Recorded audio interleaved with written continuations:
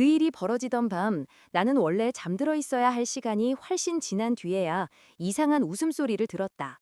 웃음은 안방 문 너머에서 새어나왔다. 닫혀있는 문 아래로 새어나오는 불빛은 아주 얇은 선처럼 복도 바닥을 가르고 있었다. 그 문은 닫혀있을 뿐 잠겨있지는 않았다. 그래야 할 문이 아니었다. 처음에는 그냥 텔레비전 소리겠거니 했다. 늦게까지 예능을 틀어놓고 둘이 보다 잠들었겠지, 그렇게 생각했다. 누나 집에 같이 있을 때면 그런 일은 흔했다. 하지만 그날 밤의 웃음은 뭔가 달랐다. 말은 잘 들리지 않았지만 웃음 사이사이 섞인 낮은 숨소리와 간격이 이상하게 느껴졌다. 너무 가깝고 너무 친밀했다. 복도불은 꺼져 있었고 나는 계단에서 올라오며 손을 난간에 올린 채 잠시 멈춰섰다. 거실엔 아무도 없었다. 누나는 편두통이 온다고 먼저 방에 들어가 누웠고 나는 친구에게 전화가 와서 밖에 나가 잠깐 통화를 하고 들어온 참이었다. 형부와 내 여자친구는 분명히 거실에 있었어야 했다. 같이 맥주를 마시며 축구 하이라이트를 보고 있겠지. 원래라면 그랬어야 했다. 그런데 웃음소리는 안방에서 나왔다. 문 앞까지 다가갔을 때 나는 이미 누구의 목소리인지 알고 있었다. 여자의 목소리는 조금 쉰 듯한 톤이었고 말끝에서 늘 살짝 내려앉는 버릇이 있었다. 내가 사랑한다고 믿어온 그 목소리. 남자의 목소리는 낮고 천천히 말하는 스타일이었다. 말하기 전에 늘 한 번 생각하고 말하는 사람 같은 목소리. 오랫동안 우리 집의 정상을 대신해주던 사람이기도 했다. 지은 누나와 결혼한 형부, 민석이 형, 그리고 내 여자친구, 지은과 이름이 비슷한 그래서 처음 소개할 때 농담거리였던 그 여자, 지민. 내 손이 문고리 위에서 딸렸다. 머릿속이 하얘지는 것 같으면서도 이상하게 또렷했다. 이런 순간 직전에만 존재하는 특유의 정적이 있었다.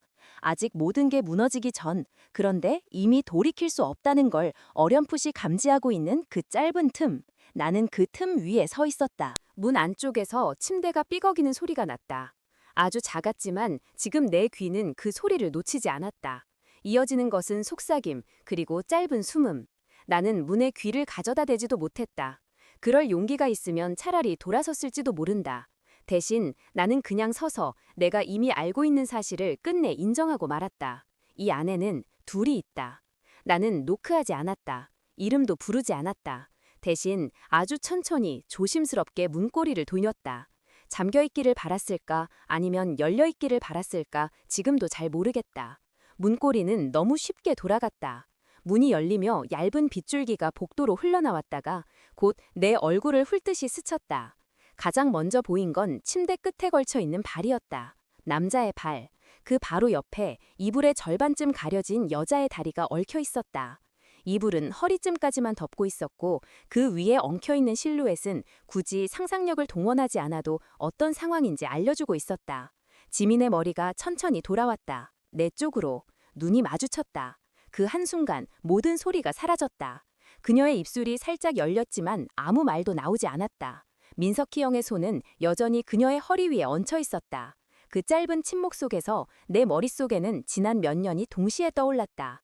누나가 이 집에 처음 이사 왔던 날, 네 사람이 둘러앉아 삼겹살을 구워 먹던 밤, 서로의 연애와 결혼을 축하하며 웃던 순간들, 그리고 방금까지 함께 앉아 저녁을 먹으며 이야기를 나누던 우리 넷의 모습까지. 그 장면들이 모두 종이장처럼 찢겨나가 바닥에 흩어지는 느낌이었다. 지민이 몸을 움찔하며 민석희 형에게서 떨어지려 했다. 이불을 움켜쥐어 가슴께까지 끌어올렸다. 늦었다는 걸 아는 사람의 움직임이었다. 숨기려 하기에는 너무 늦어버린, 한참이나 늦어버린. 오빠, 그녀가 겨우 입을 열었다. 떨리는 목소리. 하지만 나는 단 한 글자도 듣고 싶지 않았다. 민석희 형이 침대에서 몸을 일으켰다. 표정은 얼어붙어 있었고 눈동자는 불안하게 흔들렸다. 준호야, 이건 입에서 나오는 그 말. 나는 이미 알고 있었다. 그래도 그는 그 말을 했다. 그런 거 아니야. 그 말이 나오는 순간 정말로 웃음이 나올 뻔했다. 이 상황에서 나올 수 있는 가장 진부하고 가장 비겁한 말. 나는 몸을 앞으로 조금 더 기울여 방 안으로 한 발을 내디뎠다. 내 그림자가 그 둘 위로 떨어졌다. 얼마나 됐어? 내 목소리는 내가 들어도 낯설었다.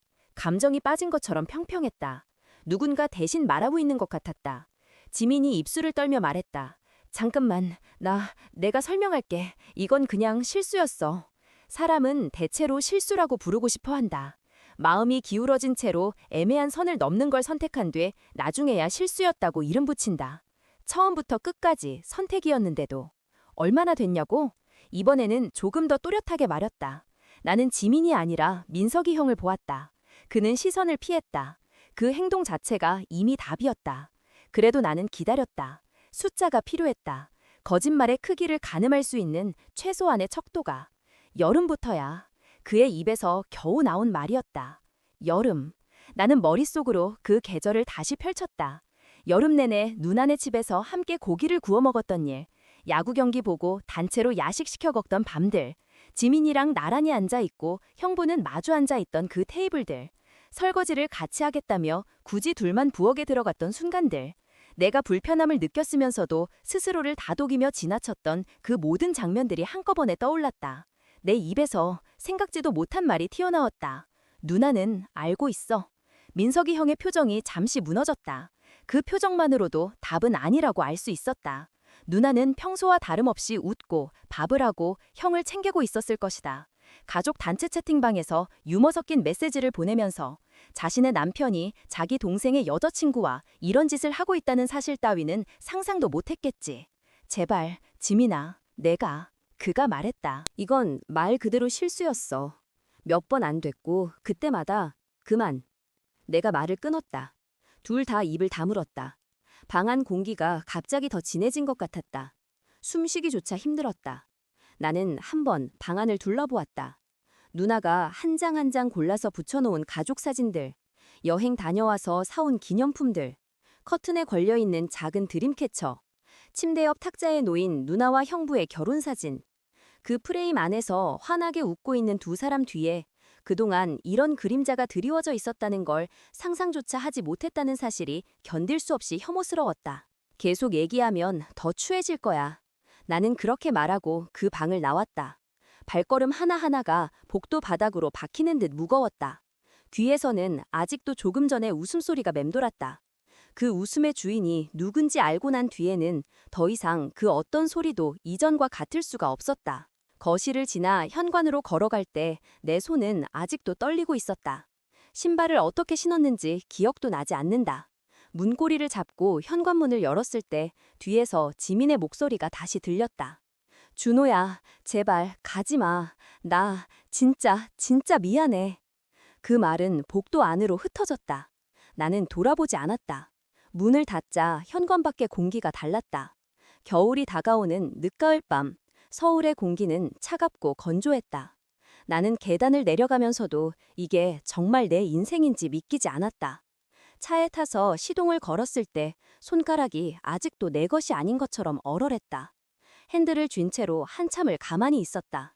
눈앞에서 신호등이 초록색에서 빨간색으로 다시 초록색으로 몇 번이나 바뀌었는지 셀 수 없었다. 머릿속에 떠오르는 얼굴들이 너무 많았다. 누나의 얼굴, 형부의 얼굴, 지민의 얼굴, 그리고 우리 어머니의 얼굴까지. 이들의 관계도가 머릿속에서 뒤틀리고 부서지고 다시 엉켜붙었다. 휴대폰이 떨리기 시작했다. 알림이 쏟아졌다. 지민에게서, 형부에게서, 누나에게서. 누나는 아직 아무것도 모를 것이다. 나는 휴대폰을 집어들지 않고 조수석 위에 던져놓았다. 진동이 계속해서 자리 위에서 떨렸지만 그냥 놔뒀다. 얼마나 그렇게 앉아 있었는지 모른다. 결국 몸이 알아서 움직였다. 나는 차를 출발시켜 집 쪽으로 방향을 돌렸다. 밤거리는 비어 있었다. 신호를 지키며 멍하니 운전하는 동안 철제 다리를 건너고 익숙한 상가 간판을 지나고 우리 아파트 단지를 향해 올라갔다. 그 모든 풍경이 낯선 영화 세트처럼 보였다. 집에 도착해 불을 켜지 않은 채 소파에 몸을 던졌다. 어둠 속에서 천장이 희미하게 보였다. 지민과 함께 고른 커튼, 함께 맞춘 작은 테이블, 둘이 앉아 라면 끓여 먹던 자리, 감기 걸렸을 때 그녀가 끓여준 미역국 냄비. 이 집 전체가 우리 둘의 흔적으로 가득 차 있었는데 그 안에서 나는 오늘 처음으로 혼자가 된 것 같았다. 휴대폰은 여전히 조용히 떨리다가 잠시 멈추고 다시 떨렸다. 결국 나는 소파 옆으로 손을 뻗어 화면을 올려다보았다. 지민의 이름 아래 메시지가 줄줄이 쌓여 있었다. 어디야? 제발 얘기하자. 오빠, 나 진짜 미쳤었어. 한 번만. 누나한테는 아직 말 안 했지? 제발 우리끼리 먼저. 나는 그 채팅방을 한참 동안 바라만 봤다. 우리끼리라는 말이 유난히 눈에 들어왔다. 이 상황에서까지 그녀에게 우리끼리라는 감각이 있다는 사실이 역겨웠다. 답장을 하지 않았다. 그냥 화면을 끄고 핸드폰을 다시 엎어놓았다. 그리고 그제야 비로소 실감이 났다. 이 일은 나만의 일이 아니었다. 나 하나 상처 입고 끝나는 일이 아니었다. 이건 두 개의 가정을 동시에 부숴버리는 일이었고 부모님에게는 또 한 번의 상처를, 우리 가족에게는 새로운 균열을 남기는 사건이었다. 무엇보다 누나의 인생을 통째로 뒤흔들어 놓을 일이었다. 누나는 예전부터 말했다. 가족만큼은 우리끼리라도 서로 지켜주자. 다른 사람들은 다 떠나도 가족은 남아야 된다고. 그 말을 가장 믿었던 사람이 나였다. 그 말을 가장 무참하게 배반한 사람은 오늘 문 안쪽에 누워있던 두 사람이었다. 나는 눈을 감았다. 마음 한가운데 돌아갈 수 없는 선이 그어지는 게 느껴졌다. 별표, 우리가 어렸을 때 누나는 늘 내 앞을 한 발짝 먼저 걸었다. 3살 터울인 누나는 부모님이 늦게까지 일하거나 싸우느라 바쁠 때 대신 나를 챙기는 사람이었다. 저녁이 늦어지면 라면을 끓여주고 내가 숙제를 안 하고 놀기만 하면 옆에 앉아 수학 문제를 같이 풀어줬다. 집안에서 날아다니던 욕설과 물건 던지는 소리 사이에서도 누나는 어떻게든 나를 안방이나 작은 방으로 끌고 들어가 문을 닫고 이어폰을 나눠 끼워 드라마나 예능을 보여줬다. 엄마 아빠 싸우는 거 신경 쓰지 마. 우리끼리 버티면 돼. 그게 누나의 입에 가장 자주 오르내리던 말이었다. 고등학생이 되어서도 상황은 크게 달라지지 않았다. 아버지의 술은 점점 늘어났고 어머니의 표정은 점점 굳어졌다. 집은 더 이상 안식처가 아니라 서로의 상처가 겹겹이 쌓인 공간이 되어갔다. 그런 집에서 누나는 나에게 유일한 동맹이었다. 둘이서 베란다에 나가 앉아 컵라면을 먹으면서 우리는 자주 말하곤 했다. 나중에 우리 꼭 집에서 나가서 우리만의 집 만들자. 남 욕하는 소리 안 들리는 집. 그때는 막연한 소원이었지만 그런 말이 없었다면 지금쯤 이미 다른 방향으로 무너져 버렸을지도 몰랐다. 누나가 대학에 들어가고 아르바이트를 시작하면서 집을 나갈 날만 손꼽아 세던 어느 날 누나는 민석이 형을 데려왔다. 깔끔한 셔츠를 입고 말투가 조심스러운 사람이었다. 처음 인사하러 왔을 때 그는 거실에서 소파 가장자리에 앉아 허리를 꼿꼿이 세우고 있었다. 아버지가 툴툴거리는 말투로 몇 가지 질문을 던졌고 형은 하나하나 성실하게 대답했다. 나는 그때 형이 조금 지루한 사람 같았다고 생각했다. 그런데 그 지루함이라는 첫인상이 시간이 지나면서 안정감으로 바뀌었다. 아버지가 술에 취해 횡설수설할 때도 형은 목소리를 높이지 않았다. 어머니가 예민해져서 작은 일에도 화를 낼 때도 형은 그 화를 받아내는 대신 묵묵히 설거지를 도우며 분위기를 바꾸려고 했다. 무엇보다 중요한 건 누나가 형 옆에서 편안해 보인다는 사실이었다. 어린 시절부터 집안 어른들의 눈치를 보며 항상 긴장하던 누나의 어깨가 형 앞에서는 자주 내려가 있었다. 웃음도 자연스러웠다. 나와 둘이서만 있을 때보다 오히려 더 부드러웠다. 결혼식 날, 나는 사회를 봤다. 하객들 앞에서 마이크를 잡고 누나라서 웃으면서도 속으로는 울컥하는 마음을 억누르고 있었다. 형은 누나의 손을 꼭 잡고 있었다. 사진을 찍을 때마다 둘 사이에서 나는 조금 안심했다. 적어도 내 누나는 우리가 자란 집과는 다른 집을 갖게 되겠구나. 누군가에게 기대어 울 수도 있고 웃을 수도 있는 집. 몇 년 뒤 나는 지민을 만났다. 회사 동기의 생일 모임에서였다. 강남의 좁은 호프집 2층. 사람들은 시끄럽게 떠들고 노래를 부르고 있었지만 지민은 벽에 등을 기대고 혼자 잔을 들고 있었다. 눈은 웃지도 울지도 않은 표정으로 사람들을 관찰하고 있었다. 혼자 있어요? 내가 말을 걸었을 때 지민은 조금 놀란 얼굴로 나를 보다가 곧 작은 미소를 지었다. 네, 근데 혼자 있어 보이긴 하죠. 그날 우리는 구석자리에서 오래 이야기했다. 회사 이야기, 가족 이야기, 좋아하는 영화, 싫어하는 음식, 다 말도 안 되게 길게. 새벽이 다 되어 사람들이 하나둘 빠져나갈 때까지 우리는 계속 앉아 있었다. 돌아가는 길에 지민은 말했다. 이상해요. 오늘 처음 본 사람한테 이렇게 많이 말한 적 없는데. 그 말이 이상하게 마음에 박혔다. 그날 이후로 우리는 자주 연락했고 둘만 따로 만나 밥을 먹고 영화도 보고 한강을 산책했다. 연애라는 말이 딱 붙기 시작했을 때 나는 누나에게 연락했다. 누나, 주말에 시간 돼? 소개시켜줄 사람 있음. 누나는 바로 대답했다. 남자친구야, 여자친구야? 여자. 그래, 얼른 데리고 와봐. 그렇게 네 사람이 한자리에 처음 모인 건 누나의 신혼집에서였다. 서울 외곽의 작은 아파트였지만 누나는 그 집을 세상에서 가장 아끼는 듯했다. 새로 산 그릇, 직접 고른 커튼, 신중하게 배치한 식물들. 형은 그 옆에서 조용히 웃으며 술을 따랐다. 지민은 누나를 금방 좋아하게 됐다. 둘은 비슷한 유머 코드를 가지고 있었고 나를 놀리는 재미도 잘 맞는 것 같았다. 형은 지민에게 깍듯했지만 곧 농담도 섞으며 편안한 분위기를 만들어줬다. 네 사람이 한 테이블에 앉아있는 시간이 자연스럽고 유쾌했다. 나는 그날 밤 집으로 돌아오는 길에 생각했다. 이제 진짜 가족이 되는구나. 우리 조금씩 나아지는구나. 문제는 나중에 돌아보니 그 자연스러움 속에 이미 답이 있었다는 거였다. 주말마다 누나네 집에 가는 게 습관이 됐다. 집밥이 그리워서기도 했고 네 사람이 같이 있고 싶어서이기도 했다. 치킨을 시켜 먹고 농구 경기나 예능을 보고 보드게임을 하고 서로의 일상을 나누는 그런 시간들. 누나는 종종 말했다. 이렇게 넷이 모이는 거 너무 좋다. 우리 진짜 옛날에 상상하던 가족 같지 않아? 나는 고개를 끄덕였다. 그 말이 너무 좋아서 의심 같은 건 끼어들 틈이 없었다. 동시에 아주 작은 이물감들도 있었다. 처음에는 별것 아니었다. 지민과 형이 싱크대에서 둘이서만 설거지를 한다거나, 누나가 나랑 얘기하는 사이 둘이 베란다에서 담배를 함께 피운다거나, 카카오톡 메시지 알림이 울릴 때 지민이 누나라고 말하면서도 미묘하게 표정이 달라지는 순간들. 어느 날 나는 누나 집에 예상보다 일찍 도착했다. 누나에게는 차가 너무 막혀서 조금 늦을 것 같다고 메시지를 보냈지만 생각보다 길이 빨리 뚫리는 바람에 약속 시간보다 20분 일찍 도착했다. 집 안에서는 웃음소리가 났다. 나는 조용히 현관문을 열고 들어가 거실을 지나 베란다 쪽을 향했다. 베란다 문이 반쯤 열려 있었다. 그 사이로 지민과 형의 뒷모습이 보였다. 둘은 담배를 나눠 피우며 무슨 얘기를 하고 있었다. 지민이 웃을 때마다 어깨를 살짝 들썩였고 형은 그 옆에서 고개를 끄덕이며 웃었다. 둘 사이 거리는 필요 이상으로 가까운 것 같기도 했지만 아무런 신체 접촉은 없었다. 물리적으로는 아무 문제가 없었다.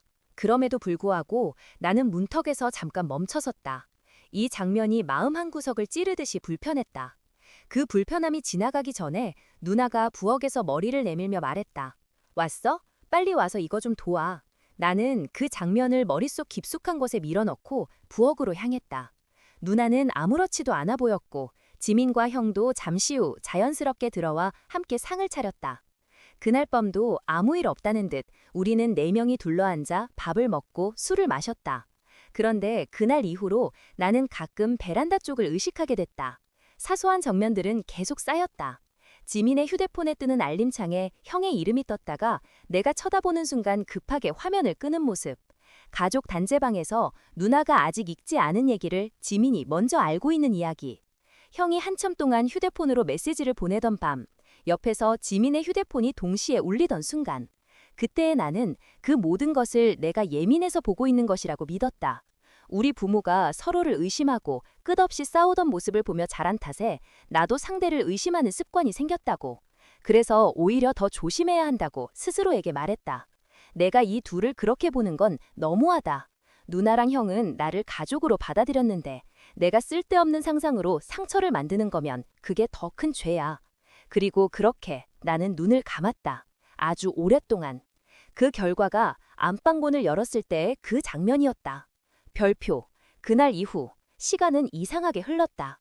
몇 시간이 지난 것 같다가도 시계를 보면 고작 10분이 지나 있었고 잠깐 눈을 감았던 것 같은데 몇 시간이 통째로 날아가 버리기도 했다.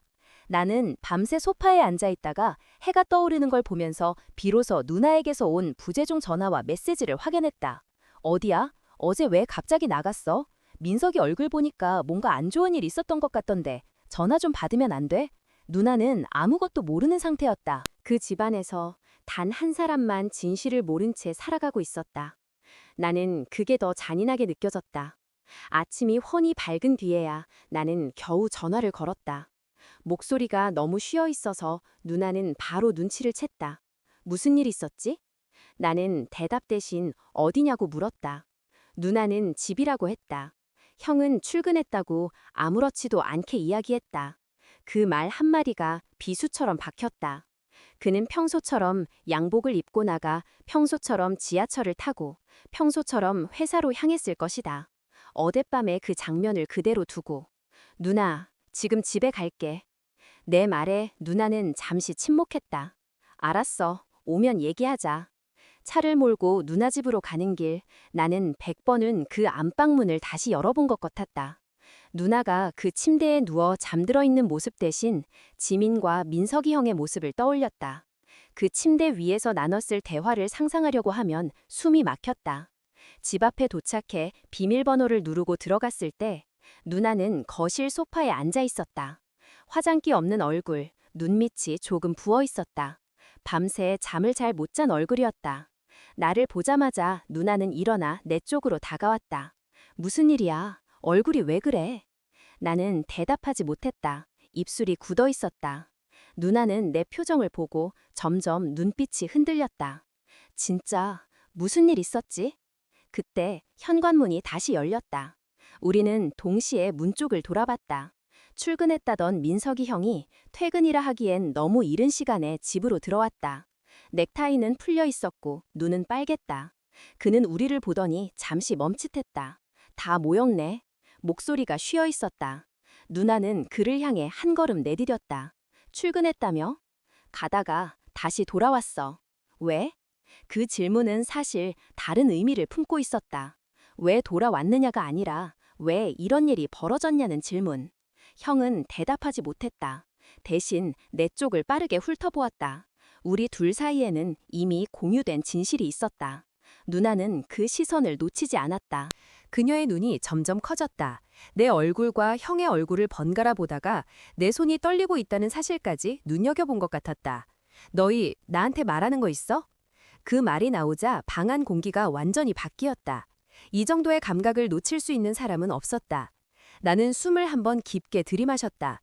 이 말을 입 밖으로 꺼내는 순간 모든 것이 정말 끝난다는 것을 알고 있었다. 누나. 내가 부르자 누나는 내 눈을 똑바로 바라보았다. 그 눈동자 안에는 두려움이 섞여 있었다. 말해. 민석이 형이 급하게 말했다.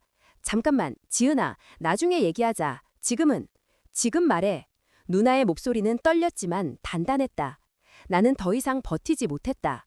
숨기면 숨길수록 그건 함께 죄를 나누는 일처럼 느껴졌다. 형부, 지민이랑 바람 피웠어. 그 말이 나오자 시간이 멈춘 것 같았다. 누나의 얼굴에서 피가 순식간에 가셨다. 입술이 새하얗게 질렸다. 그녀는 한참 동안 아무 말도 못했다. 믿을 수 없다는 표정으로 형을 바라봤다. 거짓말이지? 형은 고개를 숙였다. 그게 답이었다.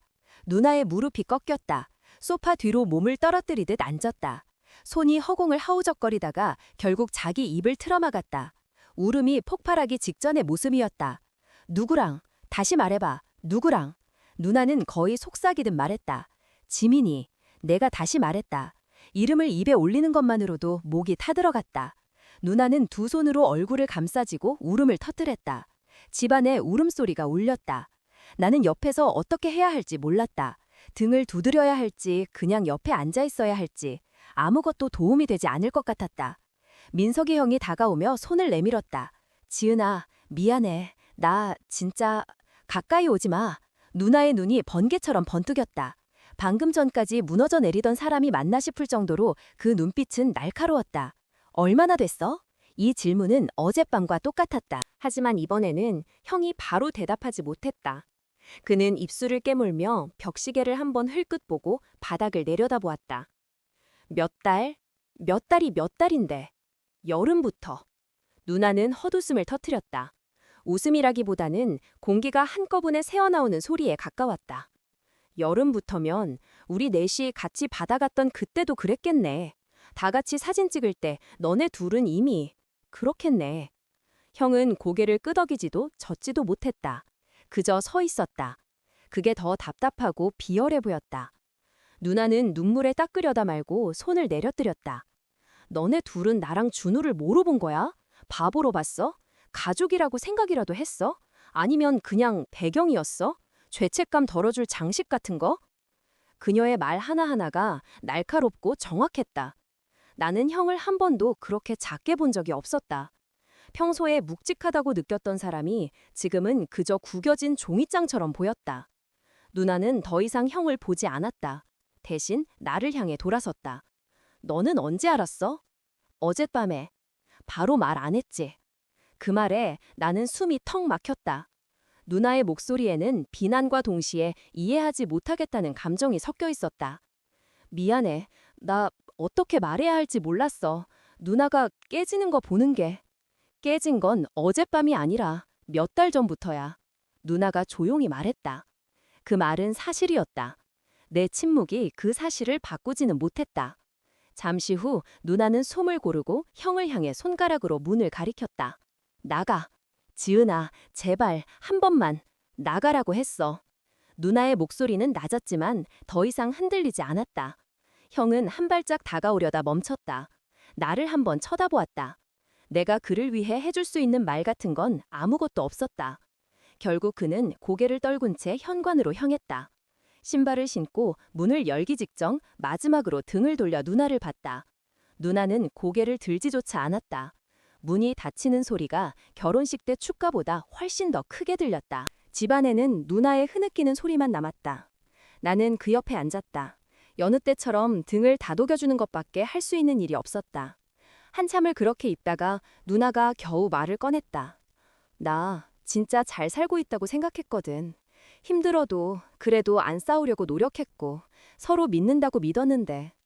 누나 잘못 아니야. 알아. 머리로는 아는데 마음이 작고 뭐가 부족했나 생각하게 돼. 그 말이 너무 아팠다. 지민과 형의 잘못은 명백했다. 그런데도 상처 입은 사람은 먼저 자기 탓을 했다. 어릴 때 어머니가 그랬던 것처럼. 누나, 하나만 약속해줘. 뭐? 이 일 때문에 자기 자신까지 같이 버리지 말라고. 나랑 엄마는 그 꼴 보는 거 이제 진짜 지겹거든. 누나는 입술을 깨물다가 조금 울먹이는 웃음을 지었다. 그래, 알았어. 근데 지금은 조금만 바닥까지 가라앉게 둬. 안 가라앉으면 다시 올라올 힘도 안 생길 것 같아. 나는 고개를 끄덕였다. 그날 저녁 어머니가 집에 도착했다. 내가 전화로 상황을 설명했을 때 어머니는 한동안 말을 잇지 못했다. 수화기 너머로 들려오는 건 길게 참았다가 끊어지는 숨소리뿐이었다. 엄마, 누나 옆에 있어줘. 나도 있는데 엄마가 와야 이 집이 좀 집 같을 것 같아. 어머니는 택시를 타고 바로 올라왔다. 현관문을 열고 들어온 어머니는 누나를 보자마자 아무 말 없이 끌어안았다. 누나는 그제야 완전히 무너져서 울었다. 어린아이 같았다. 어머니도 같이 울었다. 두 사람의 울음소리가 섞여 집안 전체를 흔들어 놓았다. 나는 그 옆에서 조용히 서 있다가 조용히 방을 나왔다. 주방에서 물을 따라 마시며 창밖을 봤다. 아파트 단지 놀이터에는 아무도 없었다. 며칠 전까지만 해도 아이들이 뛰놀던 곳이 오늘은 텅 비어 있었다. 우리 가족도 그렇게 갑자기 텅 비게 된 것 같았다. 휴대폰은 여전히 진동하고 있었다. 지민의 연락이 계속 들어오고 있었다. 미안하다. 제발 얼굴 한 번만 보자. 나도 벌 받을게. 누나한테는 아직 말 안 한 거지? 같은 문장들이 화면을 가득 채웠다. 나는 천천히, 아주 천천히 그녀의 프로필을 눌렀다. 그리고 차단 버튼을 눌렀다. 확인 메시지가 떴다. 이 사용자를 차단하시겠습니까? 나는 잠시 숨을 고르고 그 단어를 눌렀다. 그 순간 우리의 지난 시간이 휴지 조각처럼 느껴졌다. 함께 찍은 사진들, 함께 나눴던 대화들, 함께 세워왔던 계획들. 아무것도 지워지지 않았는데 동시에 모든 것이 지워진 느낌이었다. 밤이 깊어질수록 나는 이상하게도 더 또렷해졌다. 이렇게까지 망가졌으니 이제는 버티는 수밖에 없다는 쪽으로 마음이 기울었다. 누나는 어머니와 함께 방에서 잤다. 나는 거실 소파에서 눈을 붙였다. 자는 건지 그냥 눈을 감고 있는 건지 알 수 없는 상태로 시간을 보냈다. 새벽 어스름이 다시 창틀을 넘어올 때쯤 나는 조용히 집을 나왔다. 집으로 돌아가는 길, 동네는 아직 완전히 깨어나지 않은 듯 조용했다. 편의점 앞에 쌓인 신문 더미, 분리수거장 옆에 가지런히 서 있는 파란색 봉투들. 하루가 다시 돌아오고 있다는 흔적들이 하나둘 보였다. 나에게는 아직 어젯밤이 끝나지 않았는데 세상은 제 시간대로 잘도 움직이고 있었다. 우리 집 현관문을 열었을 때 그대로 어제의 냄새가 남아 있었다. 지민이 마지막으로 신던 운동화, 현관 옆에 세워둔 양우산, 거실 테이블 위에 덜 마신 커피잔. 그 모든 것들이 마치 아직 그녀가 어딘가에 있는 것처럼 느껴지게 했다. 나는 신발도 벗기 전에 잠깐 그 자리에서 멈춰섰다. 깊게 숨을 들이마셨다가 내쉬었다. 그리고 나지막이 혼잣말을 했다. 이제 진짜 끝이네. 끝이라는 말은 생각보다 가벼운 소리였다. 하지만 그 안에 담긴 무게는 우리가 함께 쌓아 올린 세월 전체만큼이나 무거웠다. 그날 이후로 나는 자주 생각했다. 언제부터였을까? 이 모든 게 언제부터 틀어지기 시작했을까? 그 답을 찾는 데에는 너무 많은 장면들이 필요했다. 그러나 한 가지 사실만은 분명했다. 배신은 어느 날 갑자기 떨어지는 벼락 같지만 사실은 오래전부터 천천히 자라온 그림자였다. 우리가 웃고 떠들며 함께 밥을 먹던 그 시간에도 그 그림자는 이미 우리를 감싸고 있었다. 나는 그 사실을 보기 싫어서 눈을 감았고 그 대가로 이 끝을 맞이하게 된 것이다. 누나는 나에게 말했다. 그래도 다행인 건 우리 둘은 아직 남아있다는 거야. 우리는 서로 안 버렸잖아. 그게 나 아직 안 무너지게 만드는 유일한 거. 나는 그 말을 들으며 속으로 다짐했다. 적어도 이제부터만큼은 누나와 나는 서로를 버리지 않을 거라고. 가족만큼은 우리가 지키겠다고. 설령 사랑은 배신할 수 있어도 가족에 대한 약속만큼은 지키겠다고. 나는 다시 한번 집안을 둘러보았다. 지민의 흔적들을 하나씩 치우는 데에는 시간이 걸릴 것이다. 누나가 형의 흔적을 치우는 데에도 아마 비슷한 시간이 필요할 것이다. 그 시간 동안 우리는 수없이 흔들릴 것이고 수없이 무너질 뻔할 것이다. 하지만 분명한 건 이제 우리는 그 흔들림의 이유를 정확히 알고 있다는 것이다. 그날 밤 나는 문 하나를 열었다. 그 문 안에는 침대와 두 사람만 있었던 것이 아니라 우리 가족의 끝이 들어있었다. 동시에 이상하게도 새로운 시작도 그 안에 있었다. 아주 낡고 부서진 자리에서 다시 시작할 수밖에 없다는 사실. 나는 그 사실을 천천히 받아들이기로 했다. 천천히, 아주 천천히.